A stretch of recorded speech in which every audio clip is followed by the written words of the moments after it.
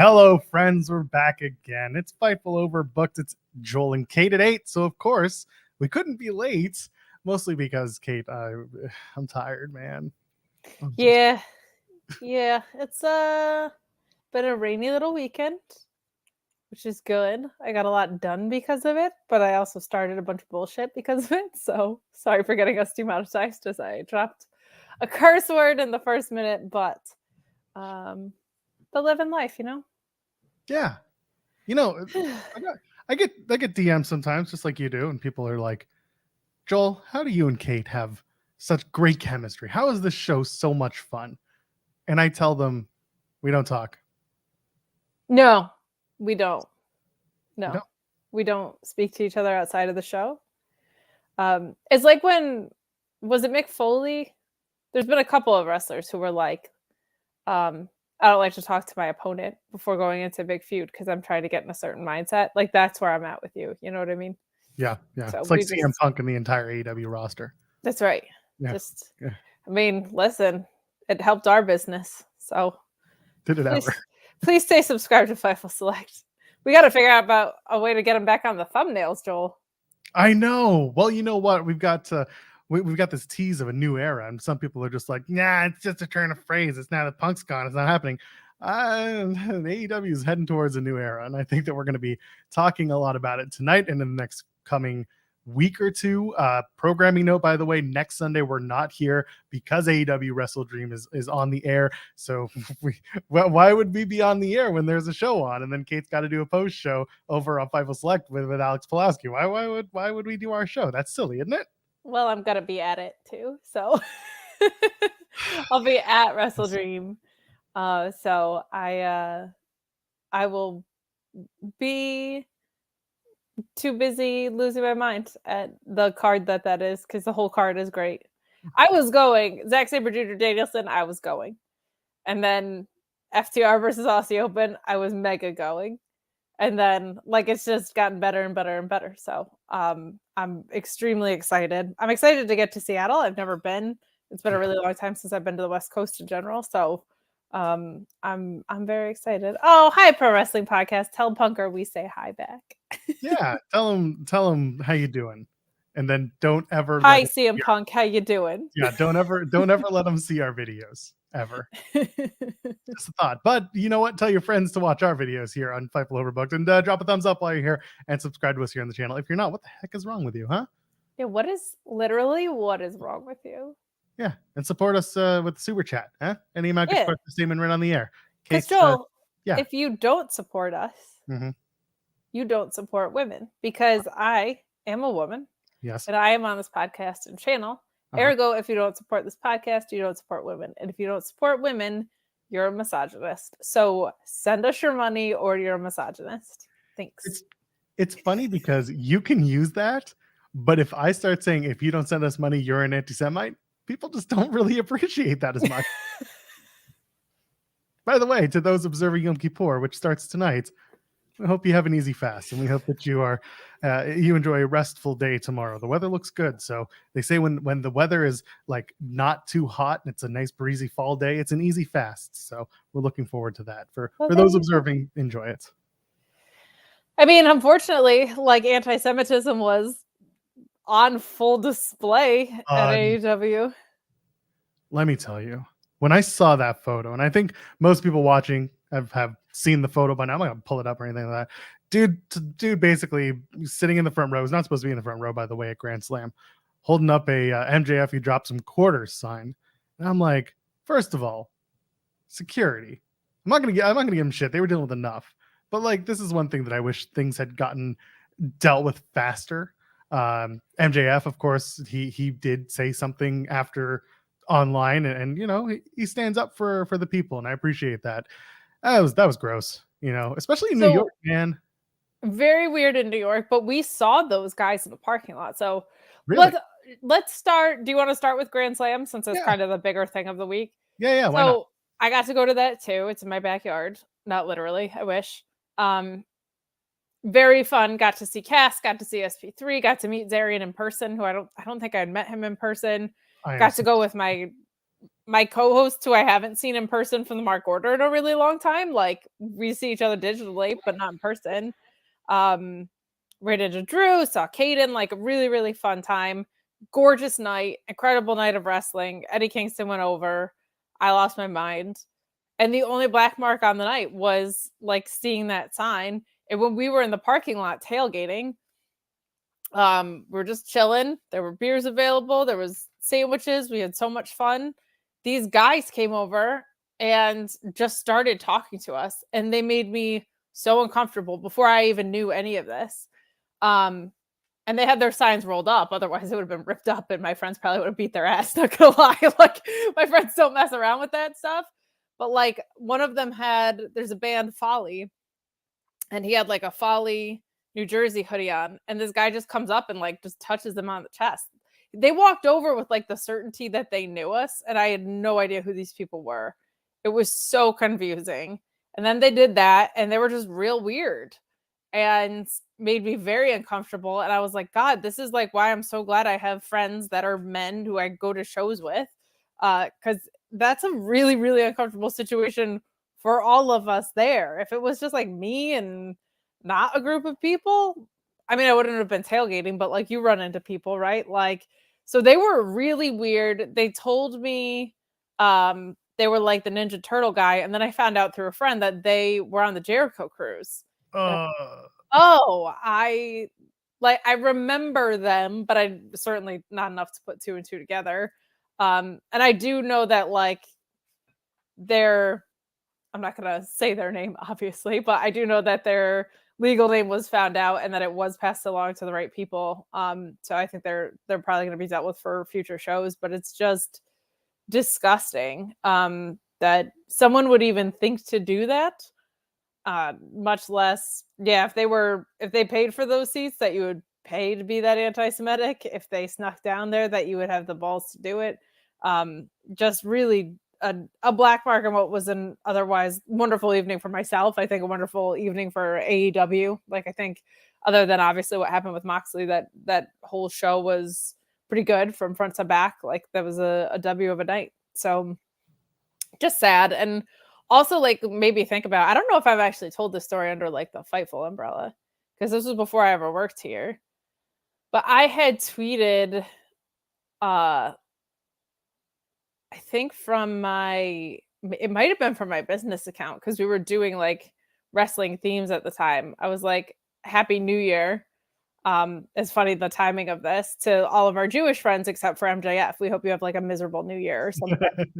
And he retweeted it, and he quote tweeted in Hebrew, he wrote, "Blow me." And that's exactly how that exchange should go. With like, this was pre Brochacho. This is pre Kangaroo Kick. This was before he was, found out that you could have love and friendship and trust people. And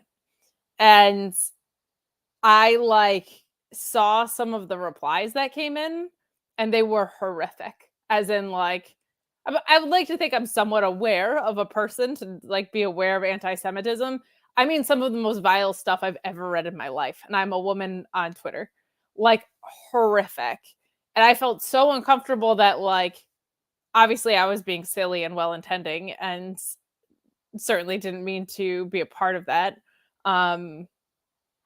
But like it just felt weird that it got launched off of my tweet, and I was like, well, I don't want to delete my tweet from it, but I also feel like gross. And so what I kind of did was I spent a lot of time just like educating myself that weekend, because I knew anti-Semitism was a deeply rooted problem in our society. But like, I was like, well, if the action that I can take is more awareness, let that be the thing that I do.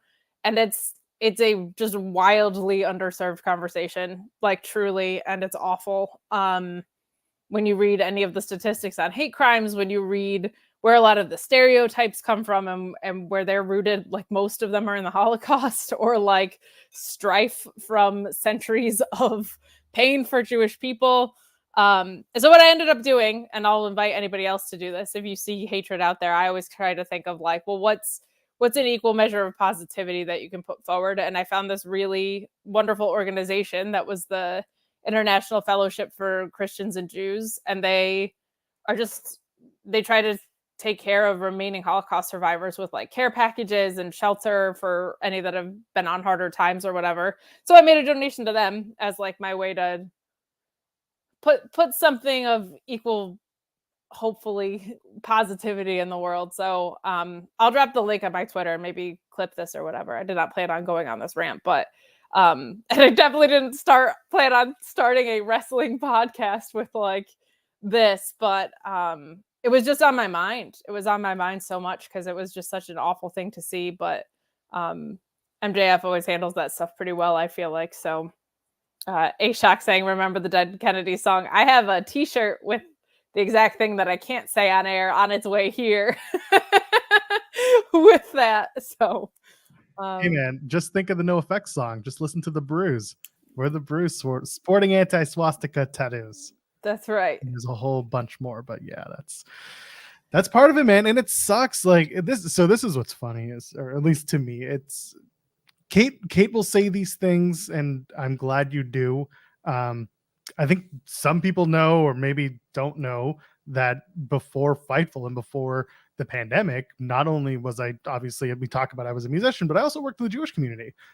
Professionally, I was a professional Jew, and that's what we call ourselves. Did you ever see sorry to interrupt, but did you ever see Between Two Ferns with Zach Galifianakis? Of course.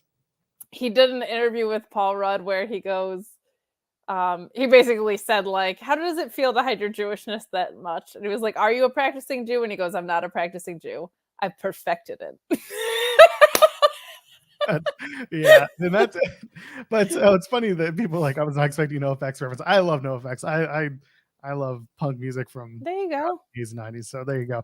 I literally have a Nazi. The timing of this was hilarious because I ordered a Nazi Punks F Off shirt from Dead Kennedys like days before that. I was like, well, I didn't think I would have to wear it to a show. So here we go. So back in my professional Jewish days, as we say, I worked on campuses in Canada, in Toronto, and I dealt with a lot of questionable people doing questionable things in the name of anti-Semitism. And it's funny that you become a bit desensitized to it because that's just the name of the game. That's not to say that when these things come up, they're not important. They very much are. I have a tendency, personally speaking, to underplay them because I always fear Boy Who Cried Wolf, especially in the Jewish community, where like a lot of people, the Jews like to complain, right? That's the whole stereotype. Listen, I can speak as a Jew. It's kind of true. But in this case, no, but when the shit goes down, you got to call it out. And that's the reality of it. When it happens, there is no place for that shit. And I do wish that more people call it out. Like I did it, and I know Kate did it, MJF did. I know a lot of people who did it, and thank you to those people who do, because there is no place for any of that shit in anywhere outside of wrestling. I don't even give a shit. Like it's anywhere. It should not be there. So to see it was disheartening, but it's enlightening to know that there are people who are going to continue supporting being more inclusive inside and out of wrestling. So it was an experience. But yeah, for me, I was just like, in the moment, I was like, oh, come on. And at the same time, I'm like, it's New York. What the hell is this? What are you doing? That was also weird. But it's funny. I didn't realize until I was there. There's a lot of people that traveled for Grand Slam. I don't know if those guys did or not. Like I said, they were on the Jericho cruise, so who knows where the heck they came in from. They might have come in from Florida because there was a woman who knew them it was very weird. Like she came over to our table separate and was like, oh, can I use your table for the sign I'm making? And it was just an Acclaimed sign. And I was like, it's so weird because she like knew them but wasn't with them to have seen that. And it was horrific. And it was, all of it was terrible. Like that it happened, it was terrible. Connecting the dots was terrible. The fact that they made me so uncomfortable in the parking lot and my friends, like it was just very, very odd. But it wouldn't be shocking to find out if they were from Florida. I'll put it that way. Florida, it's funny because Florida is like the second place where you wouldn't expect it. That's actually kind of true. Yeah. For like, for the Jewish community, again, older. Yeah. I was going to say there it's kind of God's waiting room for the Jews, so it's a little bit different either way. We got a couple of super chats. Let's just get to them. Cio sends us one saying, "I'll be damned if I get accused of being anti-Semitic or misogynist. I'm probably bad at spelling those, but the love is genuine. We appreciate you. Thank you, CO. No, you are neither of those things. Honestly, most of the people in our chat are not those things, but we always love when we get some support from y'all. Thank you so much. And Arduit sends another super chat saying, showing up late, super chat to support women. Obviously, off topic, but with Hook teaming with RVD, Orange Cassidy, and Danhausen, I've come to the conclusion that he's the wrestling equivalent of a capybara with suplexes. Oh, I like it. That's delightful. I love that so much. You think Hook could be a good sloth? I think he'd be a good sloth. He'd be a great sloth. You would. He's a little bit too cool though. Sloths also like are very smiley. Yeah, like, I guess so. Hook is a little bit cool guy.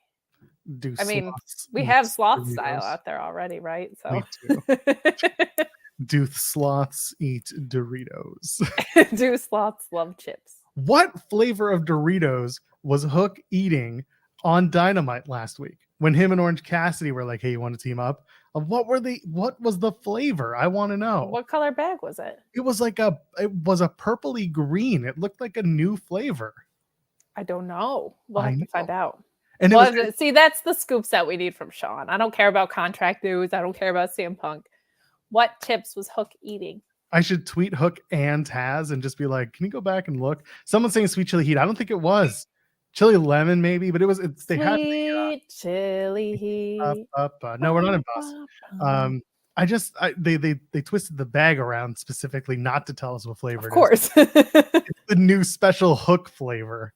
He deserves it. He deserves it. The FTW Rito. F Dorito. That's right. After FD Rito. Yeah. F Dorito is a completely different thing. That's something I don't want to know about.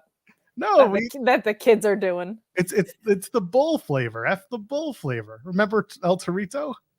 Oh yeah, VLC baby, come on. Pro Wrestling Podcast said Hook Ritos. Those are pretty good. I like that. Hook Ritos are never mind. I'm not gonna. No, this is not a conversation. No. Gotta think of the commercials though for that. They do. Do you need to spice up your party? Send Hook Ritos. What are you calling me? A hook? What now? They're very expensive for some reason. I don't know why. It's so weird. It is. Someone's saying Pocky chips are where they at. They're very expensive though. Now that I'm vegan, I can have so fewer chips. Yeah. What? So okay, you mentioned that on air the other night, and I had no idea that you started. Sorry, wrestling fans. We're now just going to talk about vegan. We're talking about anti-Semitism and veganism. What happened? Where did this start? Like, first of all, like, cool, but also like, when did this? Where? What? Explain, please. So I was vegan 2 summers ago and I lost a bunch of weight. And primarily just did it for health reasons then. Not as well researched as I am now. And I felt great. And then I just went off of it for no like tangible reason. I think I did that thing that you like anybody who's lost weight and put it back on again. It's like, oh, great, I lost 10 pounds and now I'll just go eat like crap again instead of like sticking with the consistencies of the habits. So I had like accomplished it and then kind of incorporated meat back into my diet. And not that meat's unhealthy, but it definitely opened if I'm not vegan anymore, I can eat cheese and then just like no restrictions on anything.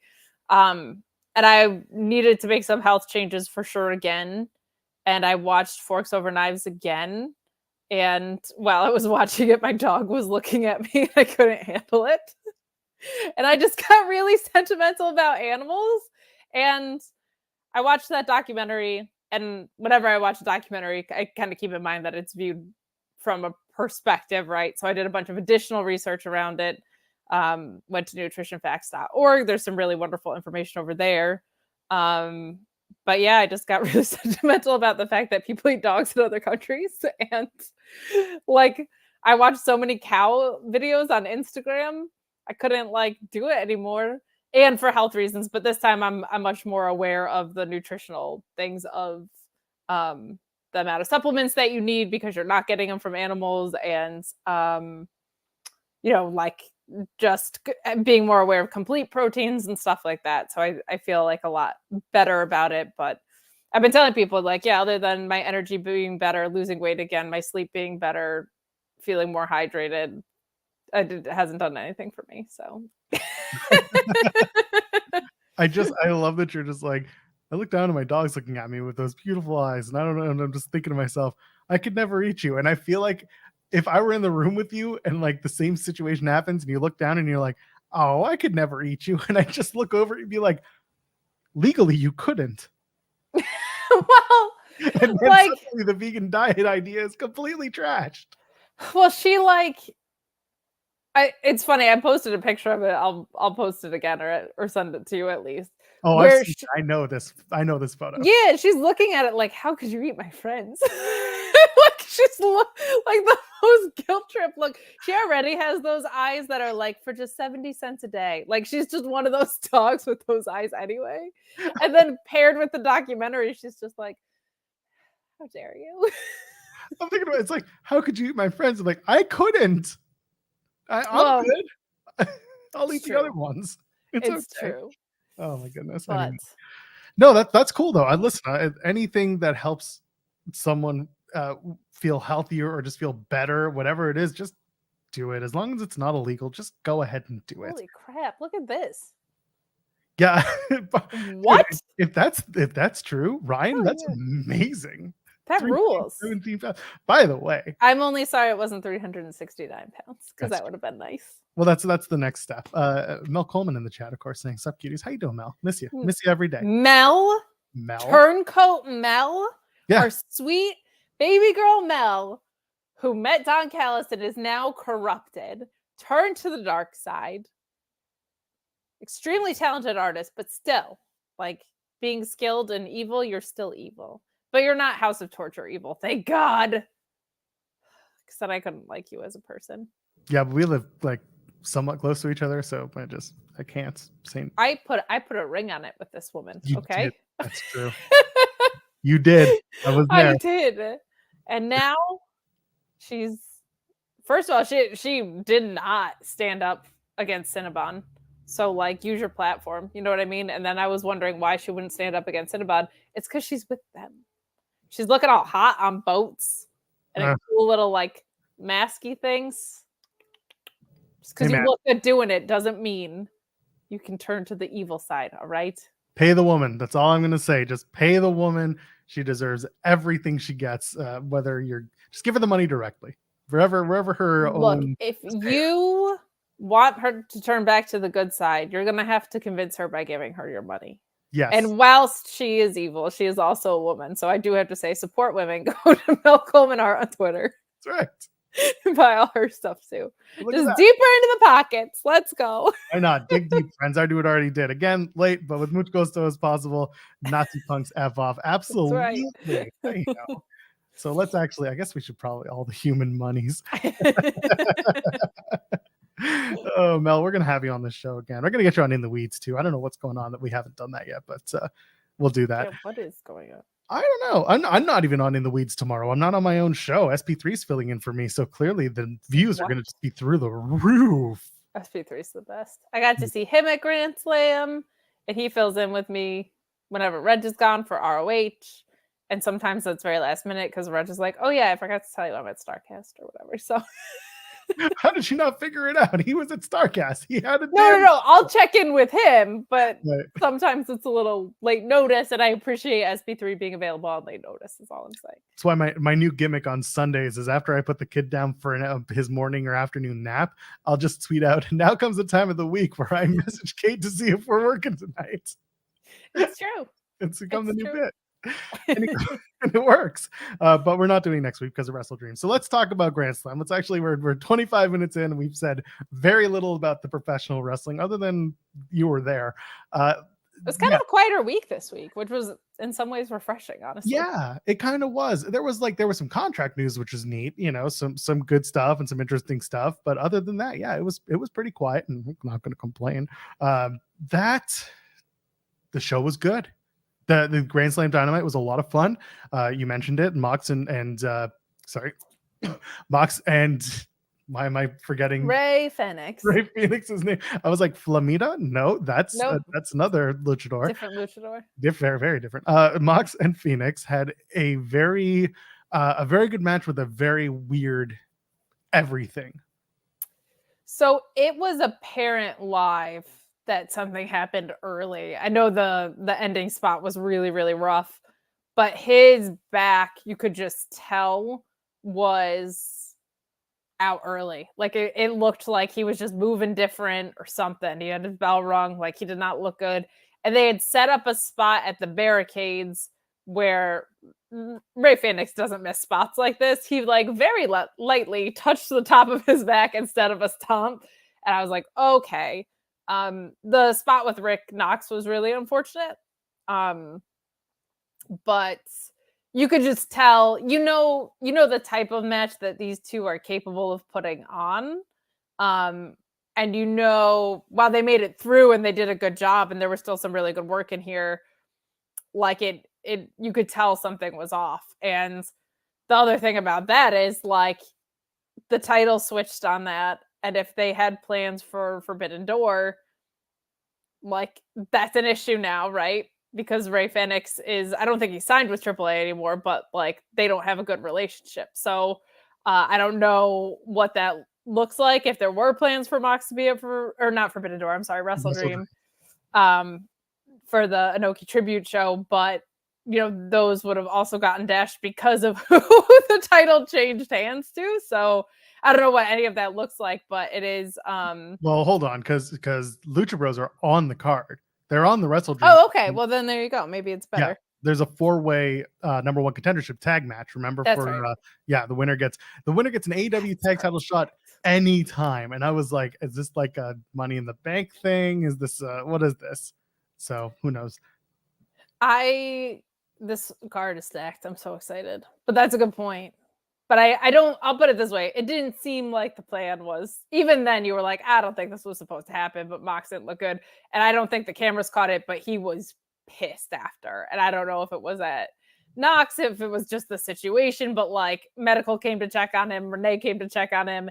He got up and we were all like, oh, at least he's leaving on his own accord. And he left angry. Like he was mad and like he like walked over the barricades by himself, and I was like, I'm so glad he's moving okay. I was like, probably not good because it looked like your back got real tricked to just like jump over the barricades by yourself. But there was a lot that happened in that was unfortunate. But it sounds like the only thing that actually matters is like it sounds like Mox is going to be okay. So that's the only thing that matters. It sounds like it was a pretty minor concussion.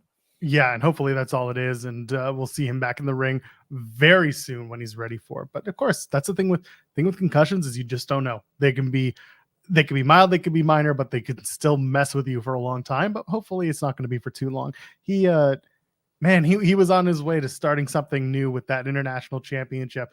Picking up where Orange Cassidy left off, and still maintaining the legitimacy of that title. Because listen, when it started, man, we all ragged on that title, and we all said it wasn't going to be a good title, and we all said it wasn't going to be worthwhile. It was going to be the European Championship of AEW. Speak for yourself. I was excited for it. I just felt like the booking got lost with it early on. Well, I was excited. We were all looking. Nah, I wasn't. I was of the camp of we have too many belts. The TNT title was enough. And then the TNT title got lost in the shuffle because Orange Cassidy went on a run with that title and added so much legitimacy to it, while the TNT title was kind of floundering and losing its place. So they kind of just swapped. And at that point, it was like, all right, here we are. And now the TNT title is getting that legitimacy built back up because you have Christian Cage, who's doing something completely different, having a ton of fun with it. Two-time champion. And it's become a story title, which, again, that's good stuff. The International Championship had become the open challenge with like some stories here and there, but mostly just matches. TNT title became a story title.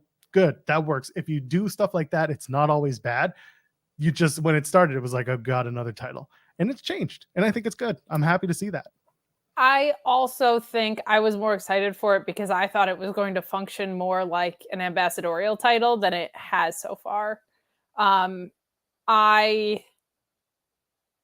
just because I'm a ZSJ stan, but I love the way that title's been defended, like in ROH, at Rev Pro, at wherever. Like, it's gone so many places, and I thought that's kind of more how the international title was going to be, especially when they gave it to Pac. But it ended up not being that. Now, what I think is really cool when you do have 3 titles is you could have your main title picture function where all the defenses feel very important. I like the TNT title as a workhorse title, and then the story being one of the performer holding the international title is really cool. Like, I like the idea of like story title, workhorse title, and then one where like the story is kind of Orange Cassidy is a really cool balance to have through your product. And I also am a fan of like, I like having a heel champion, I like having a face champion. So the idea of having a tiebreaker in that way kind of feels good to the product in my opinion. So, but that's just me. No, it's fair. I get it. I just saw Mel say the TNT title now stands for the turtleneck title. I think that works best. That's excellent. That's excellent. And yeah, again, I'm looking at the chat. I'm just trying to keep up, and I'm seeing, Shaka29 saying if Phoenix ends up holding the title for a little bit, the international championship, then you want to see it worked into the Santana and Ortiz feud. And whoever wins that feud, let's say it's Santana, then yeah, you build Santana more and possibly do a big match with Phoenix and Santana. I wouldn't mind that. Again, stories, damn it, is where we need it. Yeah, that's just how it is. So I see Alex Pulaski's in the chat talking about how much he loves Miro. I mean, so I know Alex's thoughts on Miro pretty well. Oh, do you? Yeah, no, I'm familiar with them, and I can't argue with any of them. I also really love Miro, but there was something there that they could have hit on with that inaugural 4-pack of Miro having lost his title, being on the search for more gold as the Redeemer here. If he had won that after what he had done with the TNT title, my God, that could have been set on a really cool path. I also feel like it could have with Pac. He's just had some injury bugs and some not being medically cleared things in play. So, but I will say we haven't seen that mobility yet. Like, that's actually what I was getting really excited for with Mox with the international title is we haven't had someone in the world title and the TNT title and the international title go up and down. Like, nobody that's won a singles championship has won them in both. So I was kind of looking forward to that. Like, that was going to be a part of Mox's legacy is that he's the first singles competitor to have held the world title more than anybody else. And then to go into a different title picture and win gold there. We haven't really seen that. So it stinks, but it is kind of cool that like somebody could very easily work in the international landscape as well, could just jump in there. Cause my guess is Mox has been working in Japan. He has been working the indies. Like, you could kind of use that in kind of a more traditional way, I guess. But we'll see. We'll see how long Mox is out. We'll see what they end up doing with this. By the way, on the Miro front, do him and his wife just not talk? Like from Friday to Sunday or Friday to whatever between the shows? Yes. Okay, just making sure, because that was the one thing with that promo the other night on Collision. I was just like, wait a minute. Why don't y'all talk about this? Why are we only doing this on camera? Why can't we talk about this elsewhere? Why? Well, because he didn't want to be tempted. She lives elsewhere. I don't even know if they're still husband and wife anymore. Where is she living? Who is she living with? She living with Bobby Lashley. Liv Morgan. Is that what's going on? No, it's Bobby Lashley and his sisters. It's Liv and CJ. Liv and CJ are just living it up. She should manage Max Caster because it's one of Bobby Lashley's sisters. Oh, that's the one. And then everyone's going to be thrown off because everyone's like, oh, it's going to be Powerhouse Hobbs as part of the story. By the way, I'd be fine with that because at least. Oh, I love that idea. And again, like, yes, is it predictable? Yes. Is it storytelling? Yes. Go with the storytelling route. Not everything needs to be a swerve, bro. And sometimes that's one of the more frustrating things that somehow goes on in the AEW sphere that bugs me. But this is the time. Do Hobbs. Oh, Sean says it all the time. Predictable is good when it's good. Yes. Like, when it's the right choice to make. Yeah. And I think that is like, I don't think Hobbs needs a manager. I think he's helped by one. I think CJ's a really good call. And I like the idea of Miro and CJ being on different sides of things. And I also just think it's really funny that her Titantron says hot and flexible. Let's go. That's hysterical to me. She's going to make another entrance. It's not going to say that anymore. And everyone's going to be like, you ruined her. No. And someone in the chat saying like she hit Hobbs with a chair. Why would they link up? Because CJ can easily just be like, you know what? I came back because I wanted to be a manager. I want to lead people to titles. Hobbs, I see you as a possibility because you and my husband beat each other senseless. And if anyone's going to do that, it's going to be the guy who almost beat my husband. I think there's a lot of really interesting things that they could do with it. I think Miro kind of actively rejected her, right? He referred to her as a temptation. So what's someone going to do off of that is go find the thing that they can't resist, and that's beating Powerhouse Hobbs again, right? Like I really like that. And I also think you have an opportunity to let CJ kind of settle in, but I think there's a way to build a really fun stable around that too. Like I think there's some possibilities there. If Nick Nemeth did come over, I think that could be a very fun little combination. I feel like there's a really, really fun duo there of Hobbs, Nick Nemeth, and having CJ at the helm, because I feel like, I don't know, I've always been a big Dolph Ziggler gal. Like I thought he was so great and so underutilized. I'm intrigued to see what he chooses to do next. But I always appreciated, like, I feel like he's one of those guys that can kind of slide in there and out of anything and complement things pretty well. So I with how boisterous his personality is and what we know CJ Perry's capable of, I think that could be a really fun aspect to add into this. And then Ryan Nemeth shows up and he's like, "Can I come too?" And then the hunk. And he's gone. Here's a fun young Kate story. Not that young. Hot young Briley, hot young Kate. Actually, exactly what you're referring to. I was the person at Money in the Bank that was holding a "My Money's on Hot Young Briley" sign. California represents. That's what's up. That's so funny. CJ and Jeff Jarrett. Okay, who's getting banned in the chat? Nobody. If anything, Jay Hayes. I will. Jay Hayes trying to ruin my Sunday.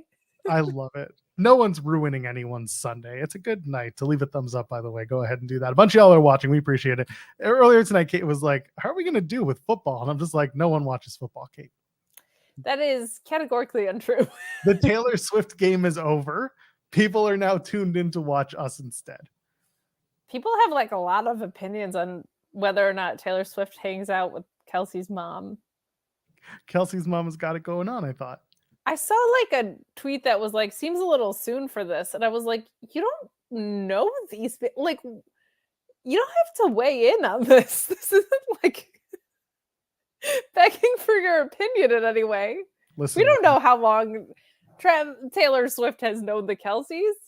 All that matters is that at the end of the day, the next album will be fire. And we'll have a lot of football references. And Jeremy will have a lot of headlines.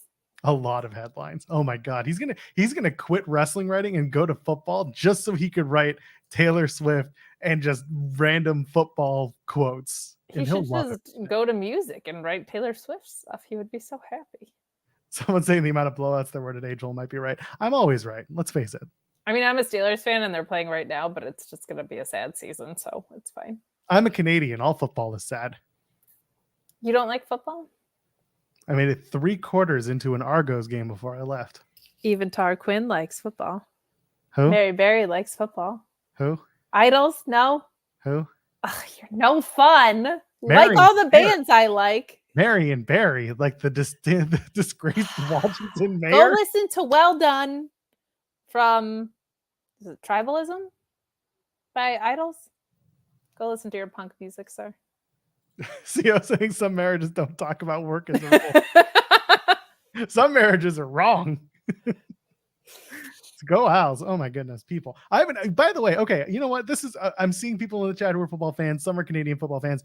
I have an interview with AJ Olette, who plays for the Red Bull. Sorry, plays for the Argos, the Toronto Argos. Why do I have that? Because he wrestled at Greektown Wrestling in Toronto. And by the way, my Matt Taven interview from the same show drops on Monday. Notes are on Fightful Select right now. But anyway, do you guys want to see that interview actually show? Because I'm going to put it up on Overbooked. Do y'all care about that? Just me waiting for my Trish Dora interview to drop whenever. Never heard of them. Never heard of her.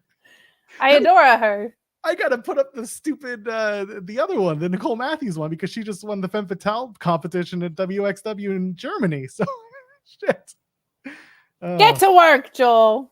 So Redmond Survivor, Redmond Survivor, any relation to Maurice? No, and this is funny because it's AJ Ouellette, not Ouellette. He's not French. He's actually from Ohio. So no relation to Maurice. I just assumed it was Impact when you were like, a CFL guy took the ring. Like, no, that would be probably too easy. Impact. If they're not Impact, then they're going to be from Greektown. Conan's coming to Greektown in October. Tim and I are like humming and hawing if we want to go and get an interview with Conan. Nope. I don't know. I got messages today being like, hey, going to Greektown? To be like, I'll let you know. Game time decision. Anyway. Eddie Kingston's the ROH champion, Joel. Eddie Kingston is the Ring of Honor World Champion and New Japan Strong Champion. Listen, man. When it opened with that, I was like, it's going to happen. They're going to do it, and it's going to be fun, and people are going to enjoy it. And I'm glad he's the champion. I'm glad he's there. I'm hopeful that this goes well. I'm hopeful that they do a rematch at Final Battle, or that whatever they do at Final Battle is of equal or greater value. A rematch with Claudio could work, but they did shake hands at the end, so I don't know. The Shibata match, who knows? Maybe Shibata's going to walk out and be Triple Crown champion at WrestleDreams. No? I'm thinking no. What's interesting is they have those two titles on the line, but not Shibata's pure title. But the idea of Eddie Kingston as the pure champion is hysterical to me. I really, really wish Eddie Kingston had you get one closed fist punch here, boom, just knocking people out. What a cool moment. And not only was I obviously so excited and authentically emotional, but the place was just unglued. I don't know how it came across on TV, but it was such a special moment to do it in New York. The match I thought was great. I loved the ending. Claudio in his green tights, a very nice nod to Jun Akiyama and everything that came before. But this was just a whole mess of fun and such a great way to start the night. What a fun thing to get going. But I loved it, and I'm so happy that Eddie Kingston's kind of having these moments, and he's champ. And I'm also just hopeful that means maybe the world champion's going to be on ROH on occasion, since clearly the tag titles are not, clearly the trios titles are not. So yeah. We'll talk about the trios titles in a minute, because I can't take a victory lap on Monday with Jeremy, but I can at least mention it here. And I won't be able to talk about this on Monday with Jeremy, but the one thing about the Eddie Kingston story that's developing is that he is deciding not to do independence for a little while. I fully understand that. I think it's frustrating for people who have booked him. It seems like the way that Defy had put it out was almost as if they only found out when Eddie put it out on Instagram that he was not going to take independence. Turns out that wasn't the case. They just kind of misspoke on their own thing. They were like, no, Eddie told us we're good, and we know, and we're in contact with him. Warrior Wrestling is still trying to figure out if he's still going to be on the card at the beginning of October. We hope he is, because he's supposed to have a really great match with Brian Keith. There's some really good stuff out there, but also I understand that Eddie wants to rest up. He's not a spring chicken, and he wants to do his best on TV. I cannot fault him for that. I just hope that if there is going to be a bunch of cancellations, that AEW, Ring of Honor, whoever it is, they kind of swap him out with someone, again, of equal or greater value. So it's good. I'm glad, and I hope Eddie does appear on Ring of Honor television, because those titles need to be represented more. Can't just be the Athena show anymore. No, and there's a lot to be optimistic about with Ring of Honor right now, which makes me very happy. But it is just, if your titles aren't around, especially for a product like ROH, it hampers things. It just does. ROH has always been a lot of titles defended, a lot of logical stuff, and whatever. There's nothing more simple than I want the pure title, so I'm working up the division that is pure. It was just a call your shot in the division you're in. If you're in the tag division, you wrestle tag matches until your record gets you to the tag titles. Now, that's what I always loved about Proving Ground matches, was it broke up that format, right? So I loved a lot of the logic there. But when you don't have the titles around for something like as sports based as that, it is kind of like, well, what are they fighting for? So I'm hoping that he's around more, and it does stink. It's interesting to see, like, we'll see if anything gets honored from what was kind of grandfathered in. I'm sure AEW has a say in all of this too. And like New Japan Strong is also something that requires you to be there and defending your titles, right? So, and it sounds like he's pretty banged up, like he's been working through back injuries, and he obviously had the hernia and everything. So I think you're going to see a lot of that. I think you're going to see, it seems like AEW has made an effort to pull top stars back from the independents in general for a little bit. But then you see things like Adam Cole is going to pop up and give someone their first match ever. Like, that's cool. And I think that's probably a really nice balance of up to the talent, quick random appearances is probably a really good way to go. But I also understand, like, hey, we don't want Jon Moxley bleeding his out of his forehead against Nick Gage and losing at like with great frequency, right? Of like extremely high risk injury stuff. And how do you keep someone protected from a booking perspective that way? So there's a lot that goes into it, but it is cool that and I feel like anybody mid-card or lower should have free reign over their shit, because that's not fair. But with Collision being on Saturdays too, like, he's going to be your ROH champion. He's working out of the Collision locker room. That's a Saturday show. Like, that's something that maybe didn't get taken into account when he was lining up these dates as well. Let him work Wednesdays too.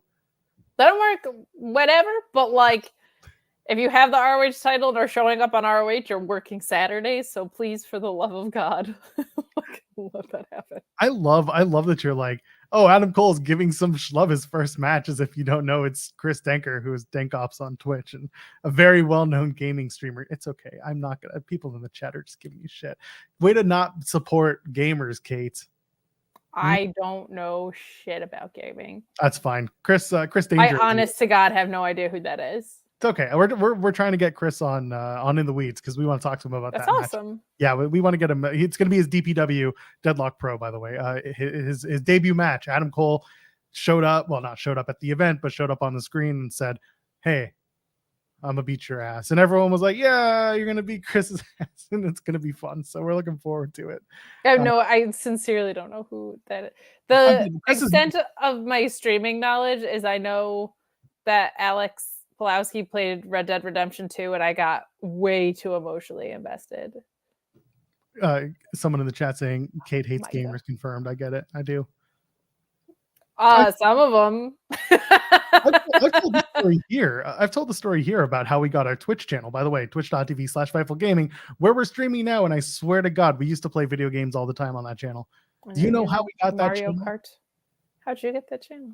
So for the longest time, Sean Ross Sapp, God bless him, he thought that if we started a Twitch channel, that YouTube would kick us off of the platform, because he was under the impression that Dr. Disrespect, who is a very well-known gaming streamer, and at the time had switched over from Twitch, where he was doing very well, to YouTube Gaming on an exclusive contract. There was a whole situation that arose where he got kicked off Twitch before he started on YouTube officially, and it became a whole thing. And Sean was like, I don't want that happening to us. And I had to explain to him, that's like, ain't happening to us. We are nowhere near as important as Dr. Disrespect. And by the way, here's how his contract looks. And he was just like, okay, let's go. You're fine. And well, isn't that, it's an affiliate thing, right? It's not. It was a partner thing. It was because there's affiliates on Twitch, and then there's also Twitch partners. Twitch partner gets a little bit more. They get more perks. They get more of a cut of income and things like that. The affiliates program is very bare bones. At least when I was doing it, it was like you need the getting it was very easy, because you needed 50 followers, certain hours of streaming under a 7-day span, and like just very basic low bar stuff to be able to unlock affiliate and monetize on your channel. The partner platform was a lot more intensive. You needed a lot more followers, a lot more stream time, a lot more viewers on the regular. So it's a bigger program, and then you also get more leverage the more popular you are on the platform. A lot of that has changed now that Amazon owns Twitch, but at the time, Dr. Disrespect and those streamers were making bank. so much that they were pretty much bankrupting Twitch. Well, that'll do it. Yeah, exactly. Someone's saying Sean had a boomer moment. There you go. You're not wrong about it. I love Sean. He's given us so much, but also sometimes I'm just like, we got to do this differently. You could have been like, to be a Twitch partner, you have to live on the moon. I would be like, I believe you. I got like, all right, no idea. Where's your rocket ship? Be like, we're building one in the truck. Ricardo the Firefly says, I support women too, in fact, plus a daughter. So, well, thank you, Ricardo. And Chris Myers starts us with, to me, there are too many Ring of Honor titles on AEW. So, the Ring of Honor 6-man tag titles moved to the Hung Bucks on Grand Slam Rampage. I talked about this with Jeremy on ITW, and my feeling is they're loading up the Ring of Honor champions with well-known, established Ring of Honor AEW stars who also have some sort of Ring of Honor background, not necessarily to move them back onto Max, but because they want to present Final Battle in a larger setting, because AEW is not running officially a December pay-per-view. And the Ring of Honor Final Battle is typically a December pay-per-view. So this is their opportunity to kind of mix everything in, call it Ring of Honor Final Battle, not do an AEW pay-per-view, and then make that a big show. Cool. Are the Hung Bucks going to work Saturdays? Sure, why not? Like, that's my thing, because it just feels like... I actually think the Hung Bucks winning is a good idea from the perspective of it wasn't doing the embassy any favors. If anything, it was hampering them. They seem like they're supposed to be on AEW. Gates of Agony was showing up as a tag team more than a trio. Like, sometimes Brian Cage was there. It's been very chaotic on ROH. Like, sometimes Brian Cage was there wrestling singles matches. Like, there's been no real challenges for them the entire time. So if you're going to build up challengers, the Hung Bucks losing to them means a whole lot more than the Mogul Embassy losing to them. So I like that idea. And I don't even have a problem with ROH titles being defended on AEW. I have a problem with them being defended on AEW, and also not the show that I watch and review every Thursday, because it makes half your programming feel fucking meaningless. So I feel like if they're not going to work Saturdays, we're just going to run into more of the same of this.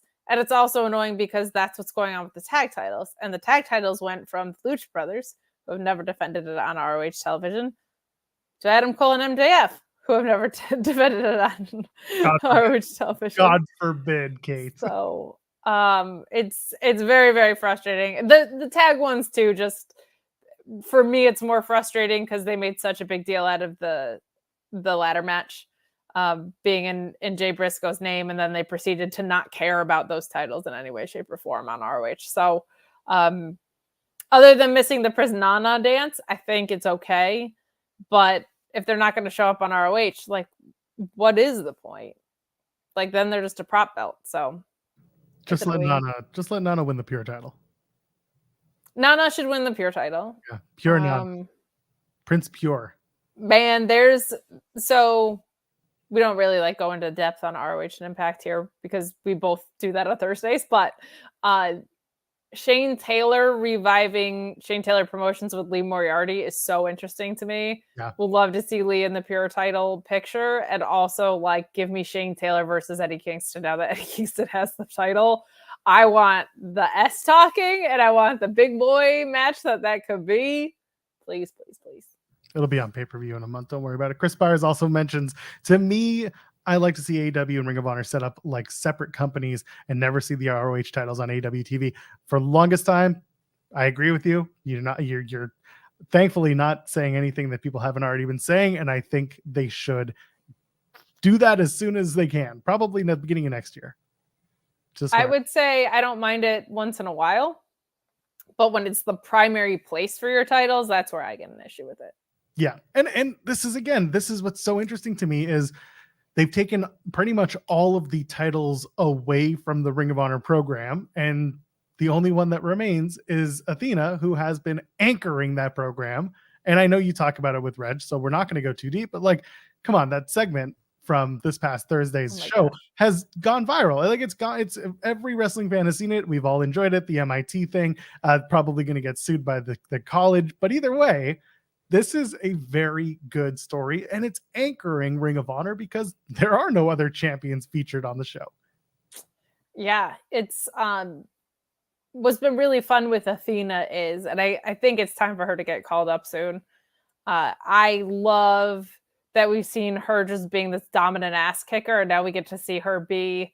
She's not silly, but she's in something silly. Like she was a full-on drill sergeant and very serious about everything, but she's in the context of something that's very silly. And Billy Starks has just like this absolute magnetism about her where you just love her, and her smirking the whole time was so much fun. Like it seemed like the sneaky little I know something you don't know smirk, but also like at points a genuine I'm trying not to laugh smirk. Really, really, really fun stuff. It also broke open the format of backstage interview match, backstage interview match, which is what we get on ROH. So it was just nice to have something like that. It was really refreshing. But yeah, she's the MVP of that program, man. We say it every week. Yeah, and I do think Billy's going to take that title at Final Battle. I think that is the beginning of the refresh for Ring of Honor to the young talent, and I'm fine with that. Will Chisholm sends a super chat saying, I can't believe I'm saying this, but at least Becky Lynch is showing up on NXT every week. Can ROH please have their champion show up on ROH, please? So we don't need to continue on about the ROH and the championship stuff, but like, let's talk People about are paying to. We can. Let's go. I want to talk about the Becky Lynch stuff because Will did mention that she's showing up on NXT. She's showing up. She was working the dark match on SmackDown this past week. She's out there. She's doing it, and you know what? I'm fine with it. When she won the title, my immediate thought was, how long are we going to do this? And how much are they really trying to get for NXT? Because they realized that SmackDown and Raw rights fees are not going to be met the way that they expected. It feels like the NXT program was undervalued for so long, probably rightfully so, under 2.0. But now the way that it's being presented, there's much more of a reason to ask for more money. And yeah, you're kind of relying on some main roster stars. But you know what, Kate? When people show up and the numbers go up, don't matter who's on the show as long as people are watching. So it does for someone that reviews it, but now we talk about, review it. I do a post show about it. I'll put it that way. You'll spend 1 hour talking and another hour singing and dancing. Yeah. Nobody wants to talk about NXT, so got to make money somehow, man. I swear to God, I'm going to reverse Sour Graps, you guys, and do another show on Select where it's like super serious NXT review. Don't even be super serious. Just be mellow. Just like, no, he's the champion. I thought this match was good, and the suplex in the middle, like, just do that. I know exactly who to call on for that content. Oh Lord. By the way, I'll mention this.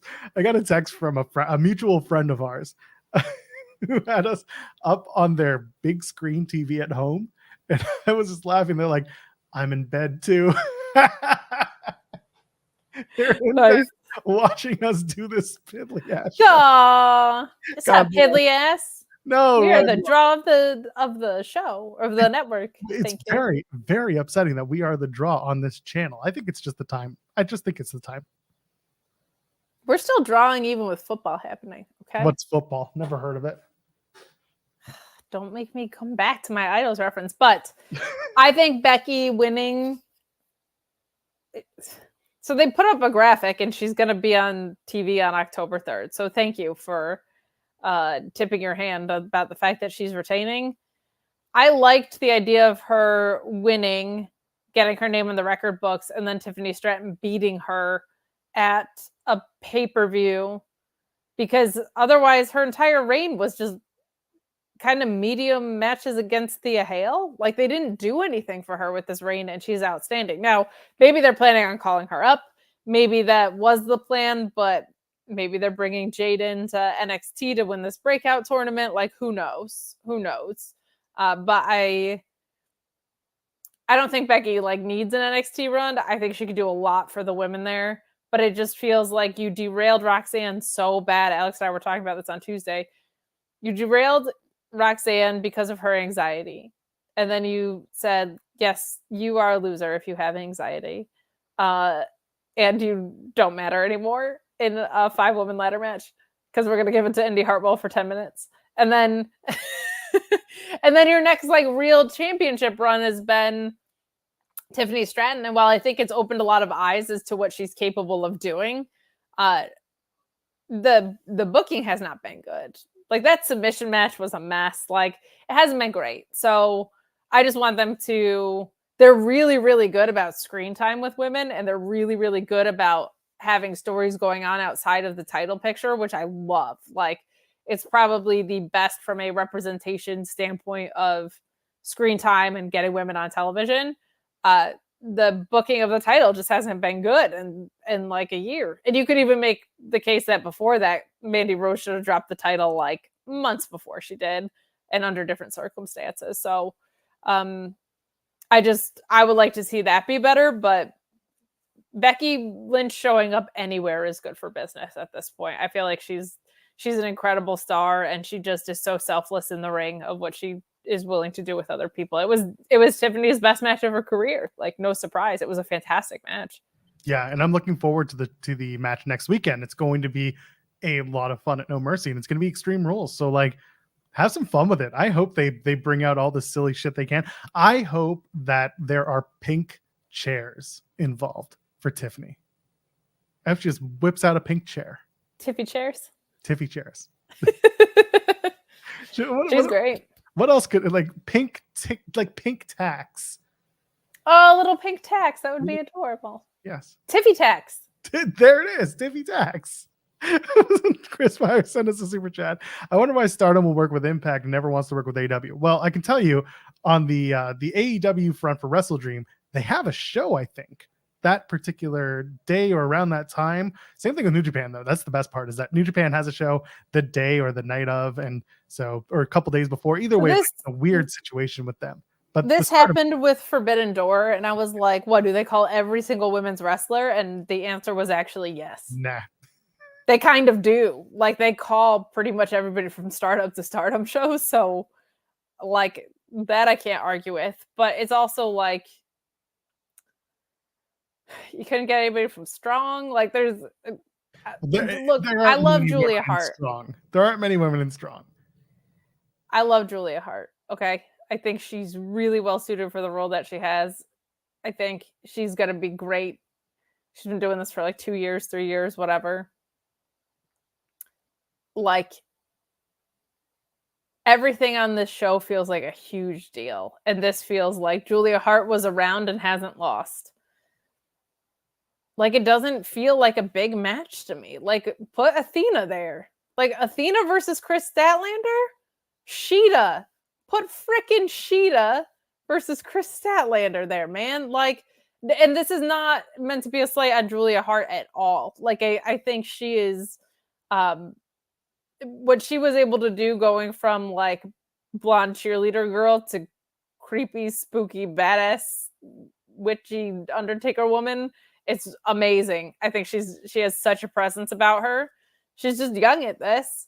And in the however many undefeated matches that she's had, I can't really name that many. Like, Athena's right there. Sheeta's right there. Obviously, Emi Sakura's right there. Like, if you can't use stardom talent, pull in something that feels like it has some significance to Antonio Inoki, maybe? Julia Fart. Please just ban Ryan from the chat. I can't. He's a mod. I just can't do it. Just for mistake number one. I just can't. I can't do it. I like him. He's right. Ryan's the best. He is. He's pretty all right. He's no, we're not talking about Ryan. He gets enough love on other shows. The Julia, did you see the Julia tweet that went around that people were like, you wanted Julia, but you got Julia. Yeah. that made me cackle. I love that. But okay. So here's the thing. I agree with you in terms of the star power. But going back to the story, and again, it's a very loose story, and I'm glad that Brody King at least brought it up and made it a thing. The idea that the last loss that Julia Hart had was to Chris Statlander. They kind of, listen, they definitely didn't long play this.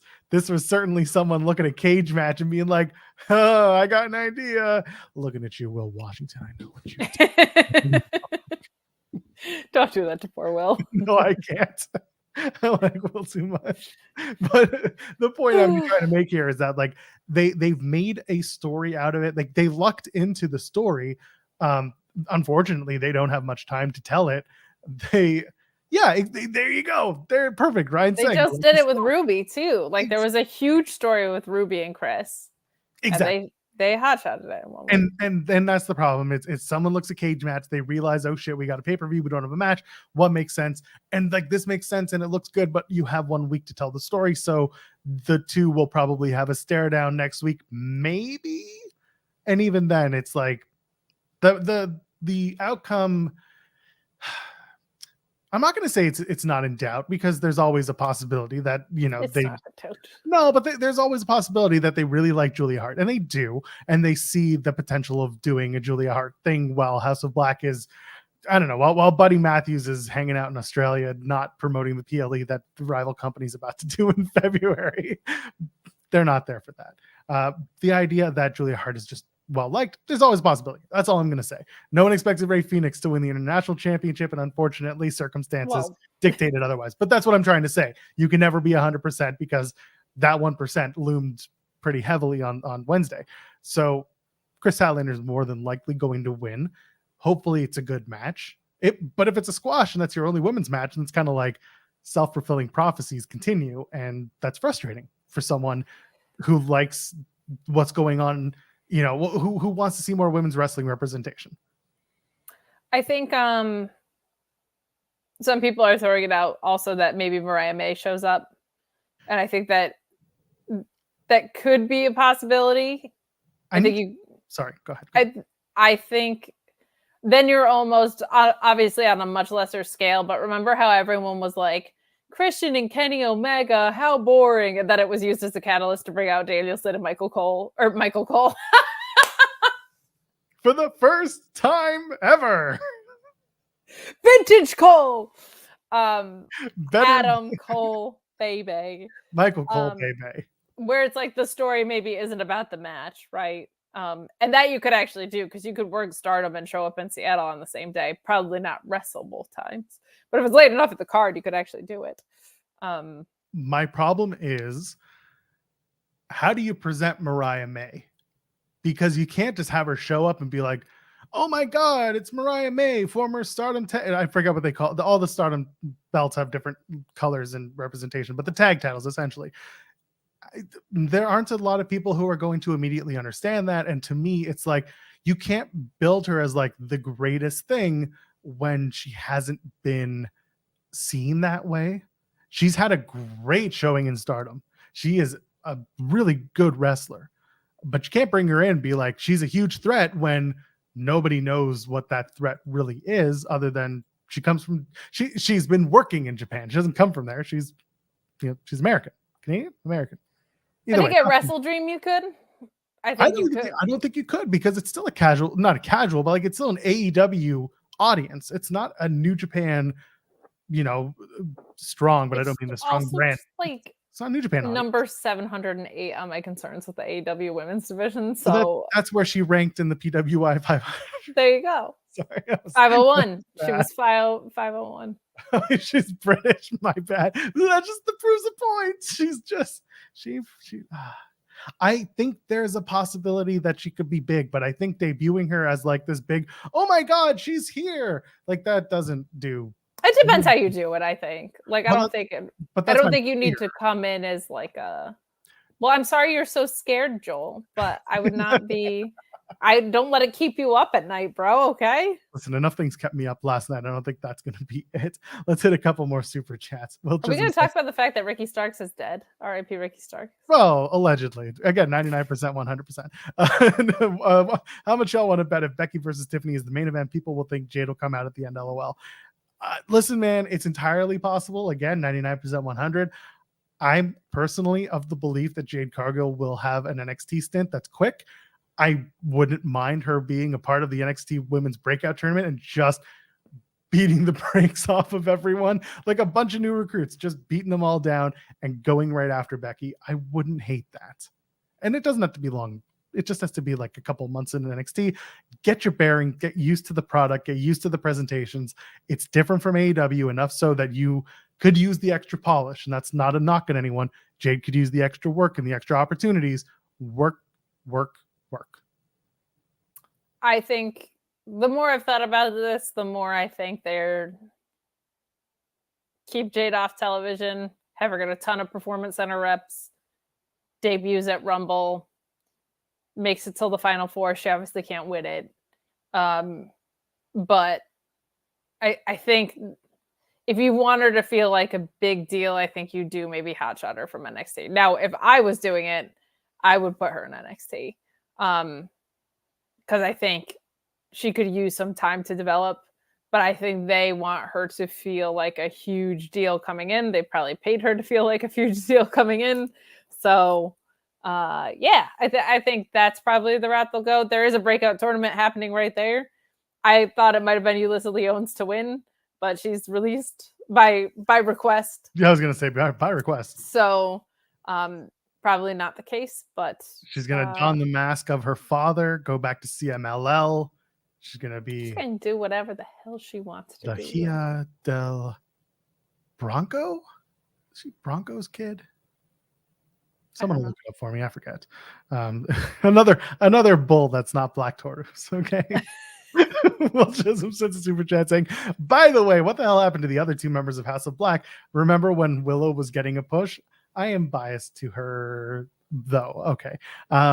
The other two members of House of Black. Okay. Well, one of them we know is currently in Australia with his fiance, enjoying that, because I can tell you, if you do that flight and you're only there for a week, this shit sucks. Okay. That is a 16-hour flight and you don't get that time back unless you're Hulk Hogan. Then you get it back going Japan back and forth. You can work 400 matches in one calendar year, brother.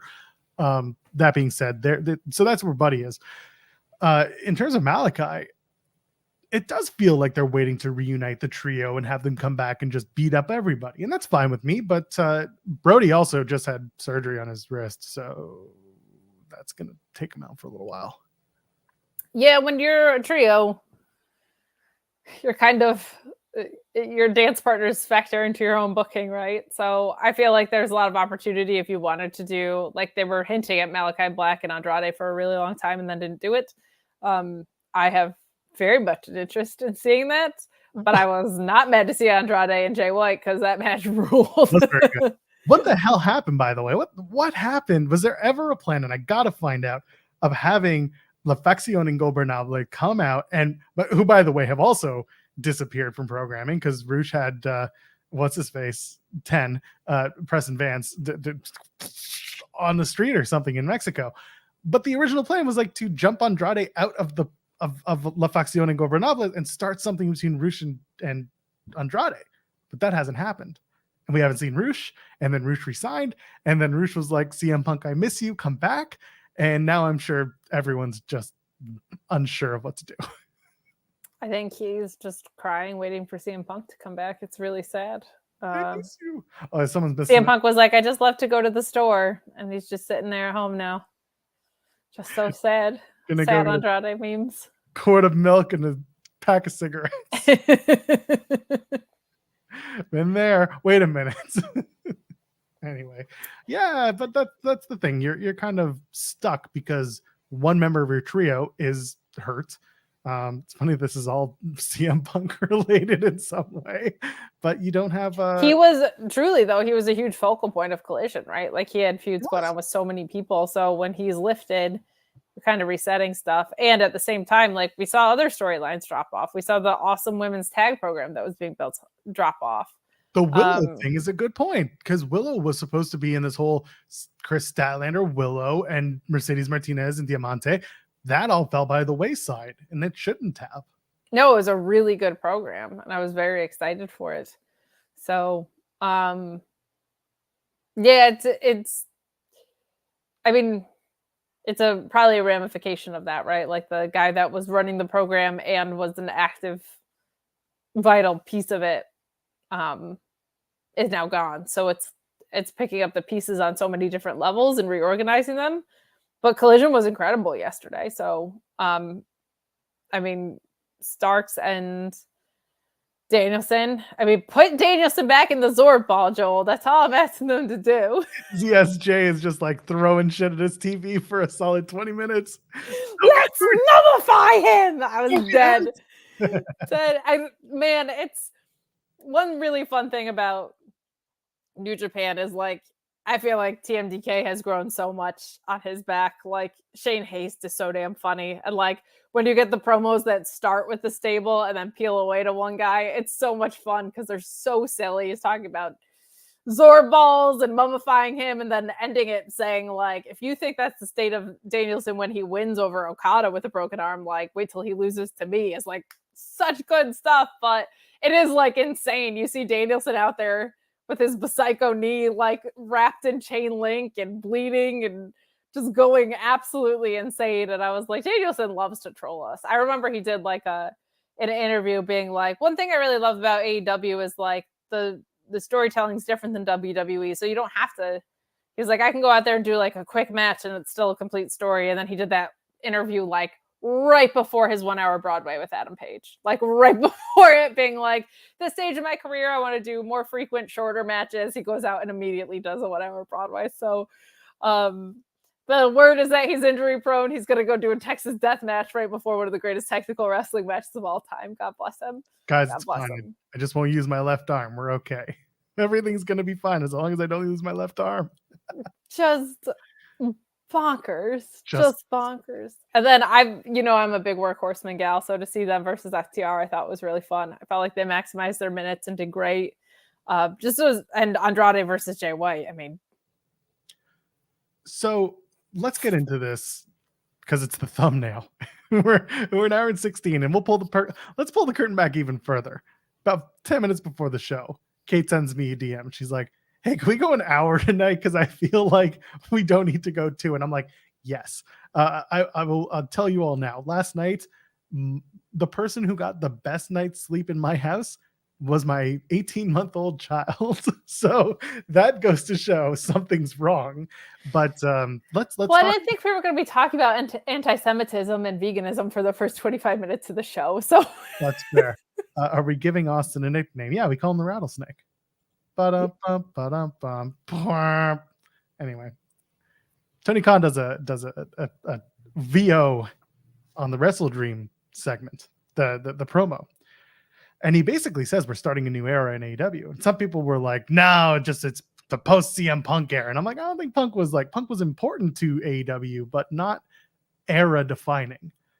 No, they're not going to give him that much credit right now. I don't think so either, especially because he was very much in and out. Like in the grand scheme of things, he spent a lot of time on the injured reserve or out with other issues. He wasn't, and some people get upset with me. I don't give a shit, quite frankly, but like he had his place in AEW. He did his thing, but at the end of the day, he was not era defining. That being said, what is this new era? Are we doing a new era, Kate, or is this just Tony Khan hyperbole? This is the best show we've ever done every single week over and over again until someone says it's true. I think there's a couple of possibilities here, and there's one that is just wishful thinking.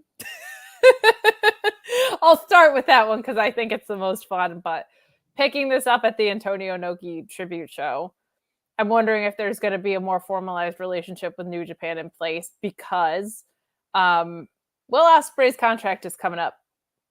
And I think a lot of people really want him. And I think New Japan really wants him to stay.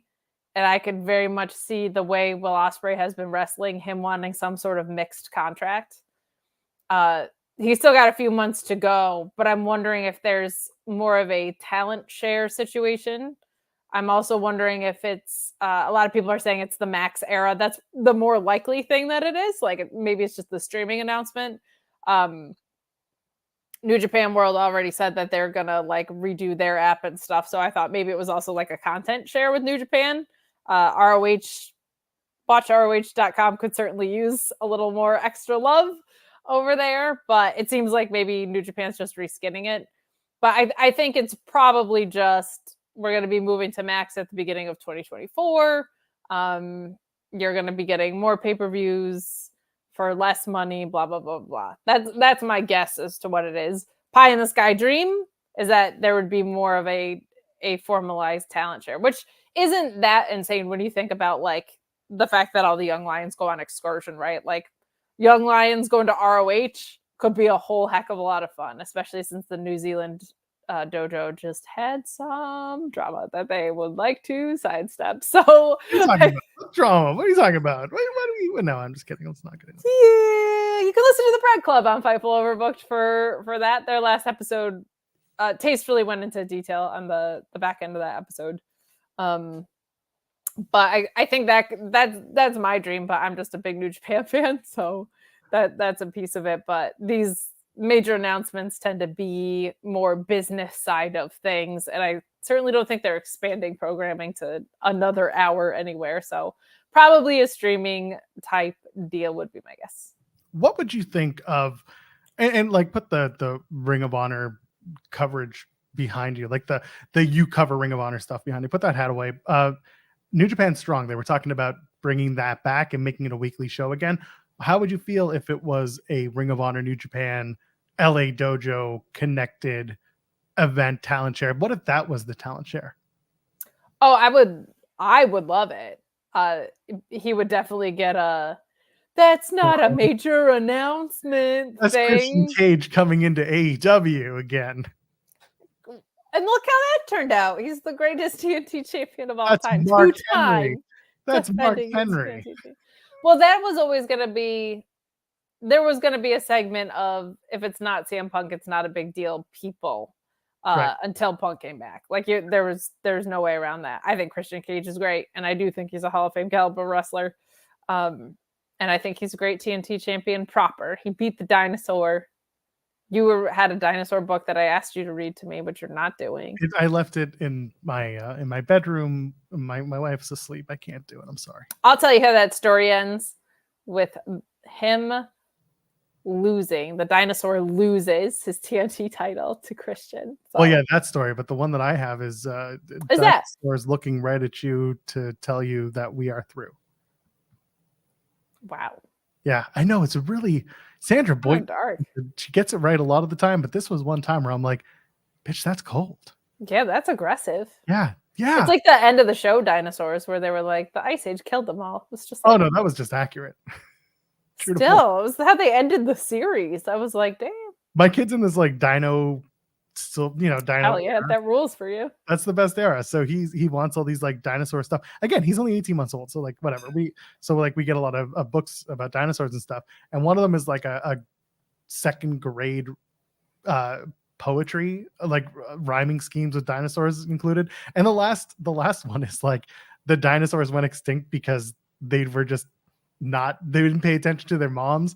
They crossed their eyes a lot. And they stuck their tongues out at each other. They rode their bikes without helmets, and nothing about the giant comet that wiped them out. Wow. Accurate. They lost their moms. Speaking of Christian Cage. Yes, man. Christian Cage just rules. We got a couple super chats here. Vasco says AEW ladder match for the custody of Ospreay. Yes. I wanted to end in a double count out. I want them in both.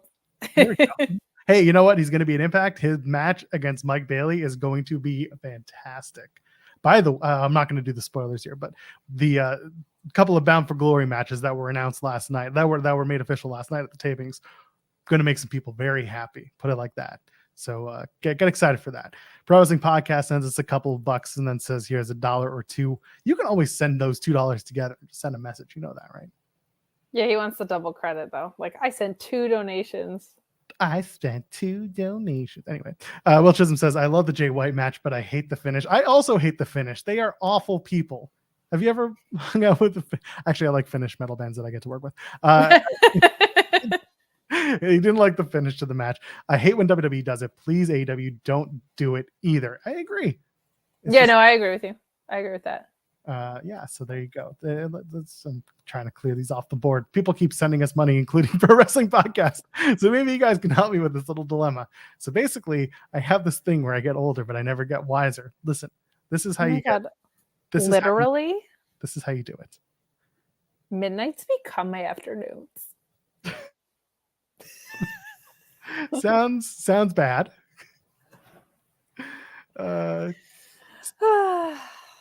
Go to the Kelsey show. When my depression hits, something, all the people that I ghosted. Jason PS3 says it's very stop it. Alone. Stop it. I'm trying to read the super chats. I will not be. It's very strange that Ring of Honor Tony Khan is doing so well in the Ring of Honor women's division than AEW Tony Khan in the AEW women's division. Listen. It's true, first of all. But also, I think the driving forces involved with Ring of Honor are a little different than those in AEW. And that's okay, because that can change with some people. You know what I mean? Yes, with more effort and care. And also, yeah, you're right. Maria Kanellis is there in ROH. She was, I don't know how much input she has in current Ring of Honor, but she was the driving force behind the women's division in ROH before it shut down. There's a correlation, not a causation there. I'm just saying. Absolutely. Okay, we can probably start to wind things down. There's we did a lot of AEW chat, and rightfully so, because WrestleDreams next weekend. there's a WWE PLE in like 2 weeks that has no matches officially announced, because the one that was going to be officially announced this past week got cut from the board because the guy who was supposed to come in and save everybody is not allowed to come to the buildings because he has COVID. LA Knight does. Yeah. Who's positive? Yeah. Did you test negative or Did you test negative? Nah. That's positive. Yeah. Let me test for you. Let me test you something. Anyway, did I say Fastlane, not Payback? They're the same. Okay, they're the same. We call it pay lane or toll booth on. Yeah, toll booth. Alex, what I do? Roadblock, end of the line break. Yeah, exactly. Anyway, that being said, the good stuff from SmackDown was really that Io Sky and Asuka match. That was they beat the hell out of each other, which we expected. And that ruled. No surprise there. They killed it. I was happy. And I was happy that Charlotte, by and large, kept out of it. But let's face it, if you want to make a women's championship match, we need Charlotte Flair. And we got her. I'm hoping they run it back with a stipulation to keep Charlotte and Bayley out. Like, that could be do a steel cage, whatever. But what a match. They beat the living crap out of each other. And I think a lot of people got to see. I feel like with Io, everyone's like, what an amazing moonsault. And I'm like, yes, she also does a lot of other things really amazingly well too. And we got to see those, and we got to see Asuka in full force. Like, this got 20 minutes. It was great.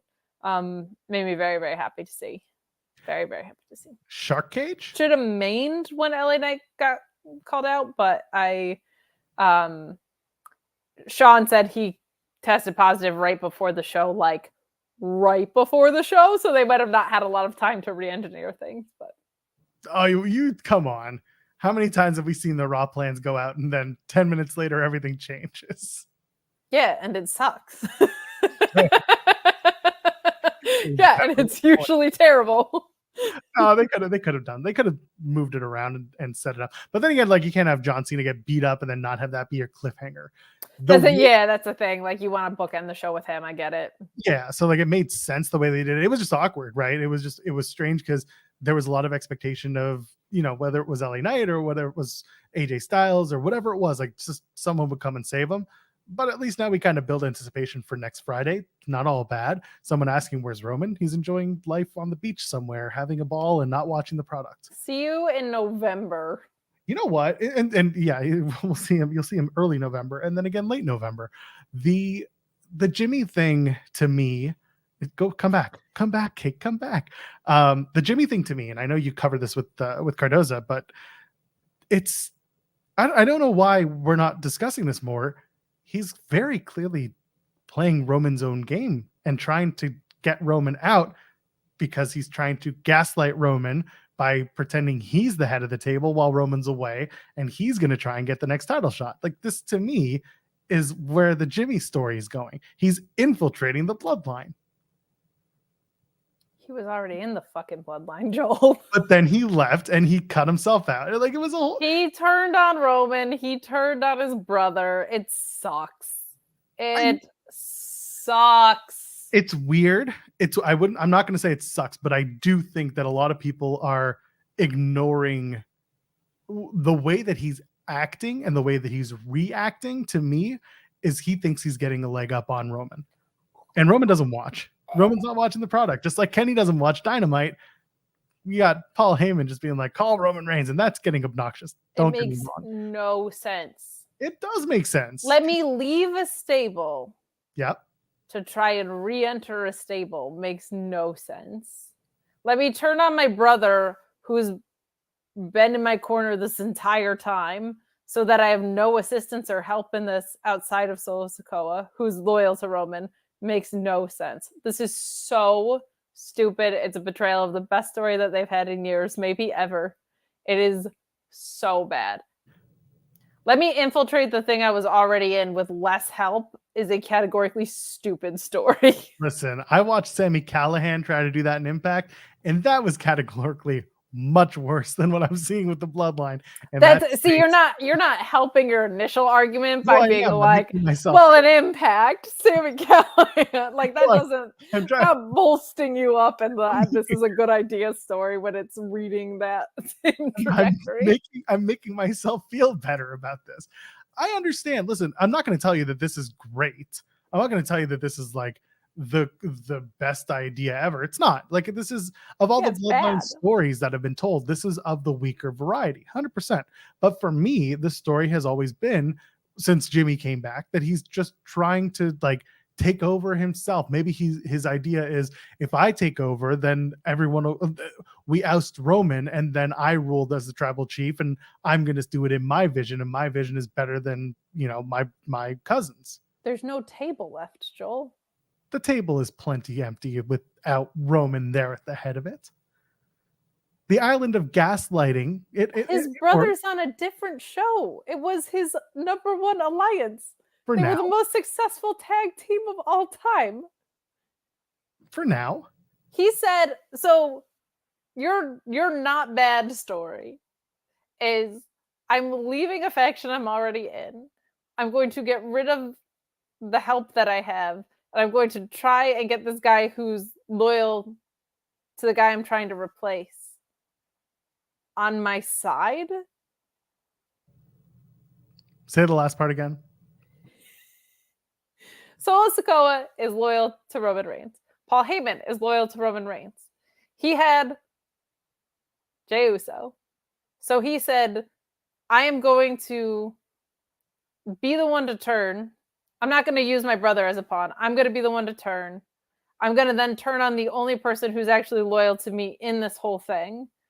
And I'm going to try and persuade the guy while Roman's not around, who's loyal to Roman, to be on my side, even though I already had help. This makes no sense. What it was Jimmy coming back to Jay and saying, I didn't, and at the time I didn't like this either, saying, I don't want you to be like Roman, and that's what I thought you would be if you won the match.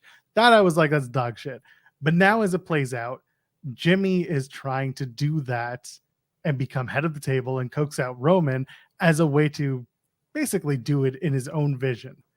And the idea of kicking out the tribal chief, becoming the guy, and therefore everyone comes back and they're happy. There's no justification for I turned on the only person that's actually loyal to me in this whole picture. There's hold on. We did this. Hold on. I'm cutting you off here for this one. I'll do it to the shocker. I know. I'll do it to the ends of the earth. Remember when we got to WrestleMania season and you were like, the Sammy KO stuff, I don't like its tag team, blah, blah, blah. And I sat there and we were talking about how brothers fight, but then they always make up. We're doing the same story. It's brothers fight, but brothers make up. They will inevitably make up over time. But they didn't have to fight in the first place on this. They did fight in the first place. Because they're brother, this is the lamest justification I have ever heard. Jimmy actively turned on Jay, who's the only person that's loyal to him. If you are a mastermind at gaslighting, you don't turn on the one person who supports you. You manipulate the other people around you. He's the worst gaslighter in the history of the world. And he doesn't deserve to be head of the table if he sucks at it this hard. He's doing the one thing that Roman doesn't want people to do, and that is make decisions for him. And he's doing that. He's making decisions for the bloodline. He's No. trying to get Roman out so that he can get Roman to be like, oh, you think you're big man, huh? You think you're the man. Well, how about I fight you for this title? And Jimmy will be like, great, let's do it. This and is he'll the lose. most ass backwards way of doing this that you could possibly have taken. It makes no sense to leave a stable that you're trying to take over only to come back and to do so with less support. It makes no sense.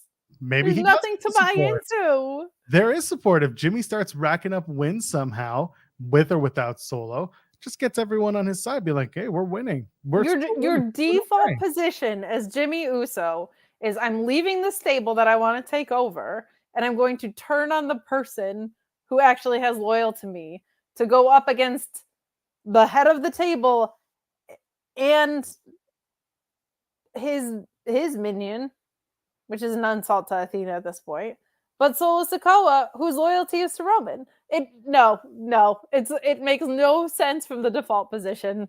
There's not like a good way out of this. It is completely change, right? In stories. Yeah, but they should be justified changes. This makes no sense.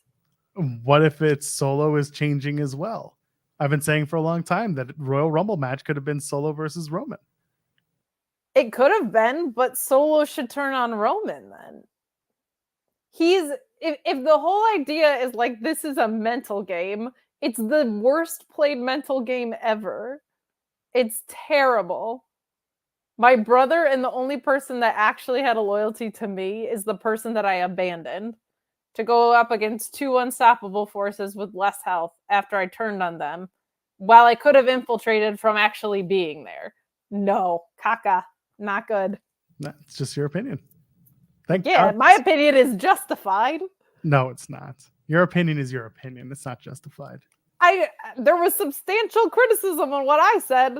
You're just saying, what if they all change their minds? That's what if people change their mind? People become shitty people all the time. People change their views all the time. But you're saying this has been the long game. I never said it was a long game with Jimmy. I said this is what Jimmy's doing right now to try and coax out Roman. Barf. Since he came back, that's been his entire MO. Look at him this past week. Since he came spent back, the entirety of SmackDown being the head of the table, being the guy, making the decision, saying, let's do it. He's a fucking idiot then. He's being a fraud to get his cousin back out. He is an absolute moron. If he said, I've decided to try and take over and I'm going to do it without the help of anybody, even though I had the help readily available, and that I've hated this guy, but suddenly I want everything he has now. It makes no sense. It's terrible. No. He thinks he's going to clear everything up if he becomes head of the table. And watch this. That's going to be the story. So let me become head of the table by having less support. No, the idea is that he wins the title and then he reunites his family. That's the Jimmy. Well, buddy, The Rock is back, so that shit ain't happening. Rock showed up for a night just to say, fuck you, Austin Theory. That's all that happened there. Yeah, okay. Yeah, no way. He showed up to take John Cena under his wing for that tag match. You also said that he did an interview as a diversion from corporate cuts. And then we got talent cuts a week later. Yeah, we did. And The Rock didn't show up. So clearly it was a End the show. I'm done. No heads hurt. Trying to follow the bloodline. See? Because it makes no fucking sense. No, y'all are too busy trying to make sense of nothing. Okay? It's wrestling. Yeah, exactly. It's nonsensical. That's the way it is. So what's the point of it then? I don't know. We got to stop watching wrestling. It fucking sucks. We're not here next week, so what is it? I got a theory. The storyline stinks. You can follow Kate at Robert O'Neill 31 on Twitter. I wish I had that guy's bits. I wish I had. No, you don't. He's got some great bits. Oh, God. They're all stolen from someone else in the sports world. I'm sure of it. No one's original in the wrestling Twitter world. I'm very original. No one ever made a 69 joke before me. See, exactly. Pro Wrestling Podcast. It's me. Hi. He is the problem. It's him. No, that's Marina Shafir. Not anymore. She got to throw her socks at people at the ring. That's a problem. At least Eddie Kingston finished his story. That's right. For the record, yes, this is kind of what it is, Alex. Like, I'm not saying that it's a good thing. It's just the story as it's playing out. Yeah, and I'm saying it's a shitty story. Yeah, that's why Basically, you're saying he's like, what have I become? Now that I've betrayed Stop it. These millennials. everyone I've ever loved to push them all away. Hey, these millennials, we're not allowed to sing these songs. Remember, secondhand embarrassment and cringe and other terms. You know what the cringiest thing in the world is? Giving Our a show? crap. No, we're great. We booked Mike Mizanin for the G1 before anybody else did. God bless. Giving a crap if anybody puts up a video singing Jericho's theme positively or negatively. If you assign any emotional weight to that, you're a fucking dork. So there's that. Sammy Guevara is also a close second. No, I actually like this. I feel like Don Callis is actually the perfect alignment for him. I actually think that's a really good move. Mel Coleman's going to come back in the chat. Oh, don't get me started on that Mel Coleman. She used to be such a nice girl. She still is. She's not. She's mean. She's a bad girl. She put on dark lipstick. That's how I know she's bad now. NXT taught me that if you put on dark lipstick, you're a bad girl. I did this bit, and of course she's back. Say her name and she appears. I believe in Mel Coleman. Oh, let's talk about that. Joey? I booked myself into needing this now. I need Rick Boogs to show up in Impact as Joe Hendry's heavy, and where the claps are in his theme, he just plays 2 guitar chords. Or 1 guitar chord twice. This is coming from the same woman who just tried to tell me that what I'm saying about Jimmy Uso is bad. That's worse. No, that's great. Are you kidding? No. Mel's been here. I believe in Joe Hendry. Oh, it's perfect. It's fine. Knowing what I know from the tapings, they dealt with Yuya's exit very well. I was so sad that he got fired and did not feast. It's okay. He's going to go back to Japan. He's going to hang out with his dad, Hiroshi Tanahashi, and Hiroshi Tanahashi is going to show his son, Yuya Uemura Tanahashi, the ins and outs of the professional wrestling world, thus beginning a new era for New Japan Pro Wrestling. There it is. There's the big announcement. Is an Impact announcement. Tanahashi comes out. He's not even on the damn card. Tanahashi is more Impact that weekend than he is AEW. I love Tana. God bless. Oh my goodness. My idea is at least fun. Thank you, Pro Wrestling Podcast. Yeah, she's got okay ideas, I guess. You know, Alex Pulaski and I have never done a show together, and there's probably a good reason for that. That would either be the best or the worst, and I can't decide. You know what I actually really want? Alex and Cresta is the slept-on combo that I think would be incredible. I don't know who could follow whom in this case. It would just be pandemonium, and I would love it so much. Did you watch Cresta on Grapsody? I didn't yet. I'm going to. Go. I listened to it as I was out, and I was like, this is too much even for me. It was so good. She, whenever we hand off the ROH stream to you guys, because you're there, and that's cool.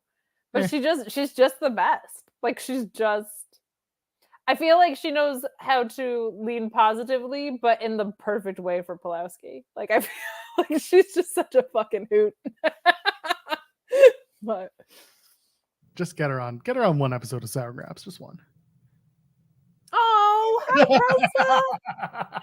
She's the best. I felt it in my stomach. I was supposed to meet her at Grand Slam, but then her phone was dying. And then she left early because her phone was dying. How dare you? It's very upsetting. She's the best. She is. Okay, we should probably wrap it up. We said we do a tight hour, and here we are, an hour 45 later. That is correct. tight 75. Tight, what is that? Tight 90. Tight 95. Tight 105. Okay, there it is. Knew you were going to get there. I'm not exactly a mathematician, but I was like, that's not how time works. I am a mathematician. I am a... Nope. I suck at math. Same. And not even in a fun way. I'm just bad at it. Anyway, leave a damn thumbs up and leave a comment here. tell us, do you want us to do YouTube membership? Well, we had a tight 69 watching at the beginning of the show. Hey, Anyway, yeah, leave a comment. Tell us if you want us to open up YouTube memberships and what kind of content you want us to do here on Overbook, because I want your support. I want your support, but none of your input. Just give us money for what we're already doing. Thank you. Fair. Let's do that. More shake weights for all.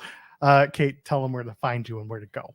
Hey, you can find me at Miss Kate Fabe on the Twitter and X, whatever it is, and also on TikTok there, and Katestagrams on Instagram. And you can find me on the Mark Order podcast every Wednesday, here on Sundays, and Fightful Select every Monday, and then Tuesday, Thursday, and Friday on the Fightful main YouTube channel.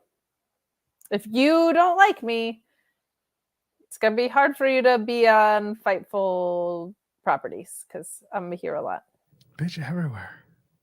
I really am. She's just, I don't understand it. I don't either, to be honest. I just ride the wave. That's how I got this channel. Anyway, I'm at Joel Pearl, JOELPEARL. Go ahead, like I said, leave a thumbs up on the way out and subscribe to us here on the channel. We're gonna do stuff. How's that? We're gonna do some stuff. You can find me here, and you can find me not tomorrow on In the Weeds, because SP3 is gonna fill in for me with Jeremy Lambert. They're gonna take on the show tomorrow, and then I'll be back Wednesday and Friday, because I always am, along with Thursdays on the main, doing the Post Impact show with the wonderful Cresta the Star. So go ahead. Until then, ladies, gentlemen, friends beyond the binary, we'll see you in the next one. Cheers. Support Neck